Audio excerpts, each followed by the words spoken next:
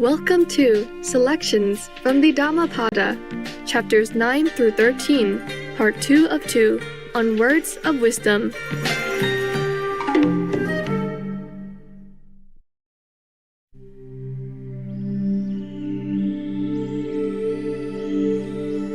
Buddha, or Gautama Buddha, also known as Shakyamuni Buddha, was a great, extraordinary spiritual master from ancient India. Born as Prince Siddhartha Gautama in the 5th century BC, he would have naturally inherited the vast wealth of a kingdom. However, the prince left the palace life in search of spiritual knowledge.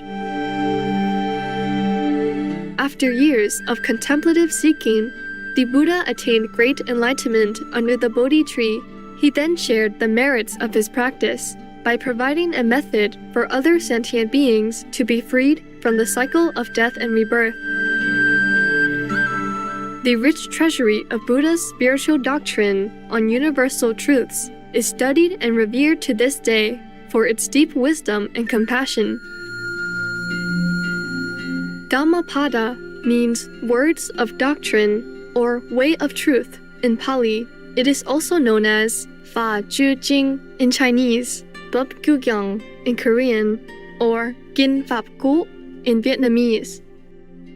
Dhammapada is an anthology of verses spoken by the Buddha on various occasions in response to a certain unique situation. It is one of the most popular and widely read Buddhist scriptures, enjoyed by both Buddhists and non-Buddhists. Its original version is in the Khuddaka Nikaya, a Pali Canon division of Theravada Buddhism. In total, there are 423 verses in the 26 chapters of the Dhammapada that convey the philosophical and practical foundations of the Buddhist tradition. The verses are mainly presented in pairs, like for example, grief and suffering against joy, developing the mind instead of ignoring the mental attitude and conduct, virtuousness versus misconduct, and being truthful, not deceitful.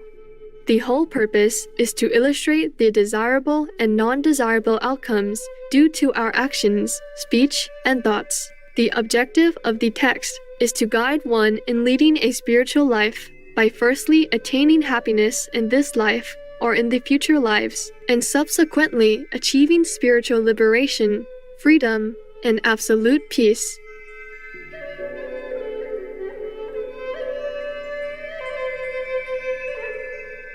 Let us continue with selections from the Dhammapada, chapters 11 to 13. Chapter 11, Aging, verse 146. Why is there laughter?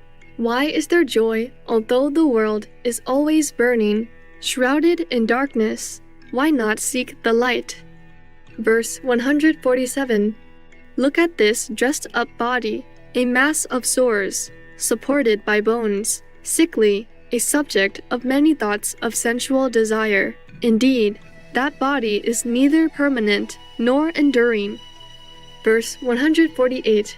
This body is worn out with age. It is the seat of sickness. It is subject to decay. This putrid body disintegrates. Life indeed ends in death. Verse 149.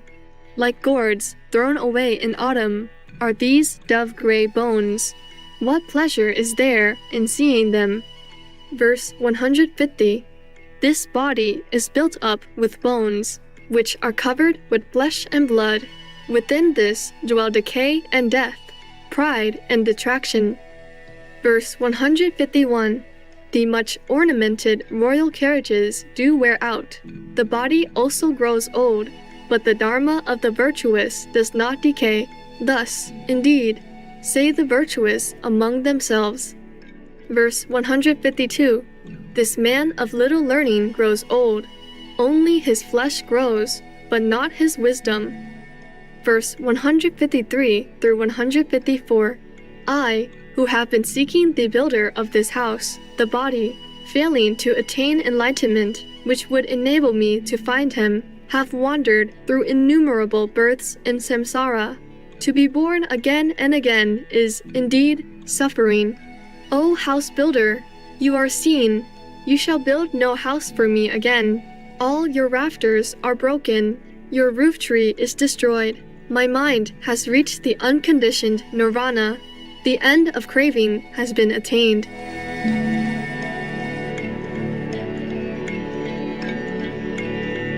Verse 155 through 156.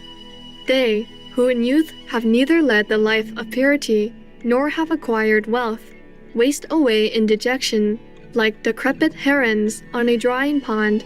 They who in youth have neither led the life of purity nor have acquired wealth lie helplessly like arrows that have lost momentum, moaning and sighing after the past.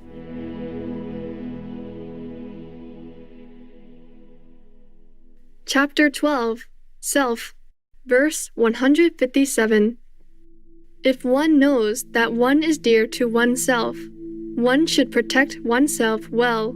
During any of the 3 watches of life, the wise man should be on guard against evil.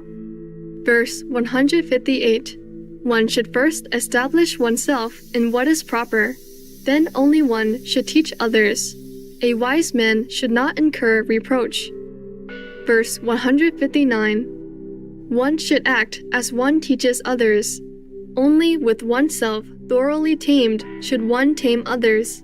To tame oneself is, indeed, difficult. Verse 160. One indeed is one's own refuge.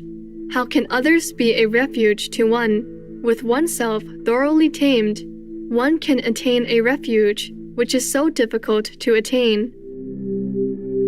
Verse 161. The evil done by oneself, arising in oneself, and caused by oneself, destroys the foolish one, just as a diamond grinds the rock from which it is formed.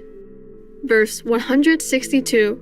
As the creeper, Maluva, strangled the sal tree, so also a really immoral person, overwhelmed by craving, does to himself just what his enemy wishes him to do. Verse 163. It is easy to do things that are bad and unbeneficial to oneself, but it is, indeed, most difficult to do things that are beneficial and good. Verse 164.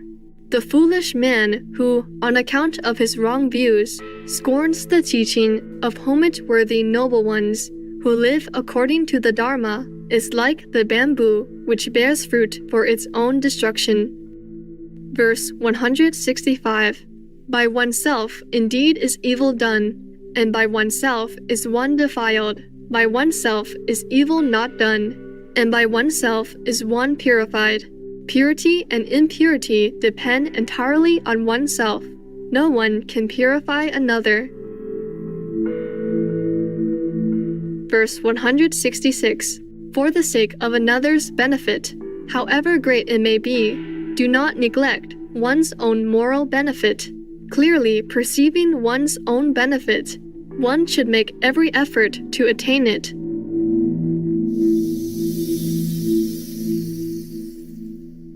Chapter 13. Worlds. Verse 167. Do not follow ignoble ways.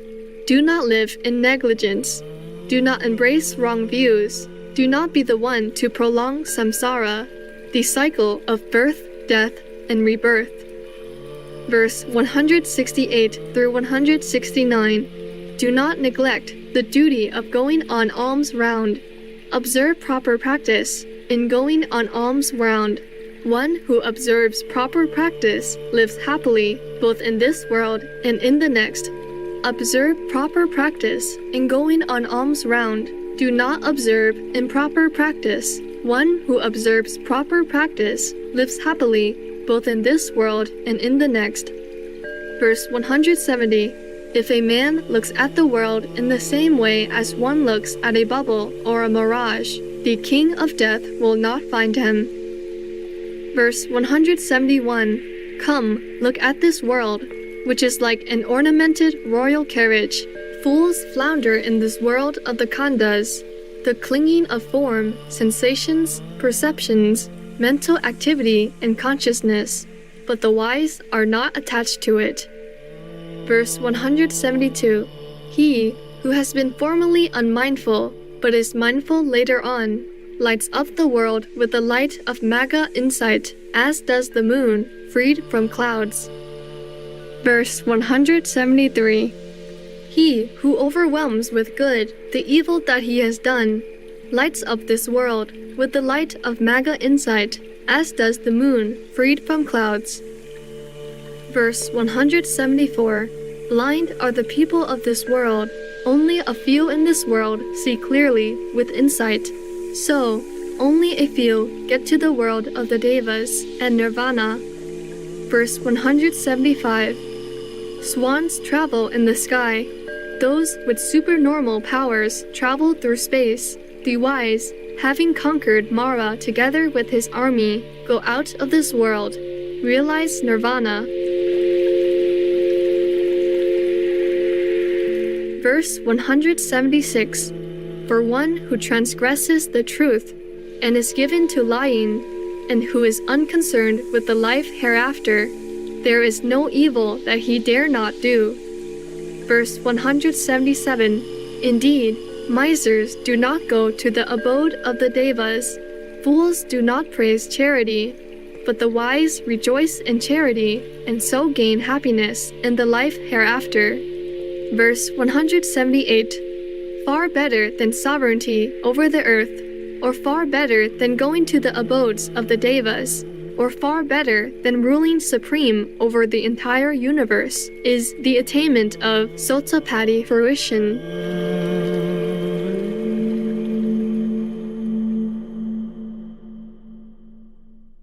I ate vegan for 1 week at first. It made me feel really good. So I carried on for another week, and then I felt even better. People kept coming up to me and telling me I looked glowy, and my eyes looked really bright, so I kept going. Natalie Emmanuel, vegan.